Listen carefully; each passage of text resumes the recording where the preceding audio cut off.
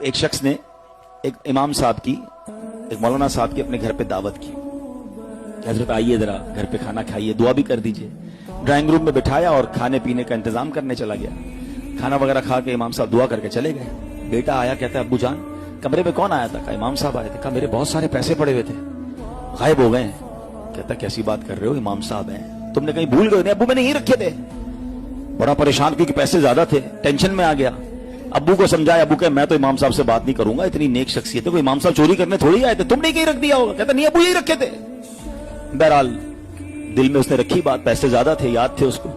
6 مہینے، سال بعد، 1 سال بعد پھر انہوں نے امام صاحب کی دعوت کی۔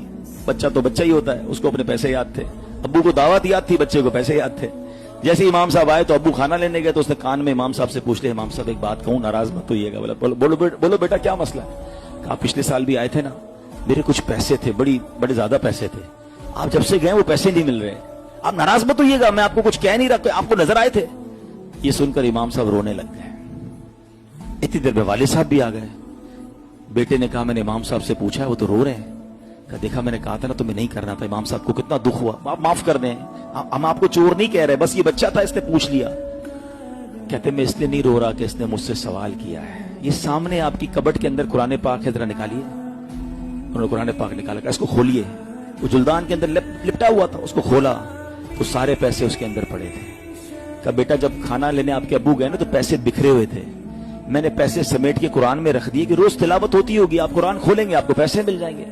میں رو اس لیے رہا ہوں کہ پورا سال ہو گیا ہے آپ کے گھر میں قرآن نہیں کھولا ہے۔ سچ بتاؤ یہ حال نہیں ہے ہمارا؟ موبائل روز کھلتا ہے، بلکہ کئی بار کھلتا ہے، نماز میں بھی جی جاتا ہے کھولنے کو۔ ابھی بیان کے دوران بھی کئی لوگ چیک کر رہے ہوں گے، چین نہیں آتا۔ نیا سافٹ ویئر آ جائے، نئی کوئی اپلیکیشن آ جائے، خود ہی ڈھونڈ کے اس کا ٹیوٹوریل بھی ڈھونڈ لیں گے، اس کو یوٹیوب پہ بھی سرچ کریں گے، 4 دوستوں سے بھی پوچھیں گے یار اس کے بینیفٹ بتاؤ، اس کا طریقہ بتاؤ، میں آ رہا ہوں تیرے گھر پہ بھائی، مل کے سیکھتے کیسے کرنا ہے۔ آج کل آرٹیفیشل انٹیلیجنس کا زمانہ ہے، کیسے سرچ کرنا ہوتا ہے، کیسے سب کر لیں گے۔ قرآن کے بارے میں یار ابھی تو واقعی مشکل ہے، اب تو کیسے پڑھیں؟ یعنی جس کو نہیں کرنا نا، ایک جملہ یاد کر لیں، امیر اہل سنت کا بڑا تاریخی جملہ ہے۔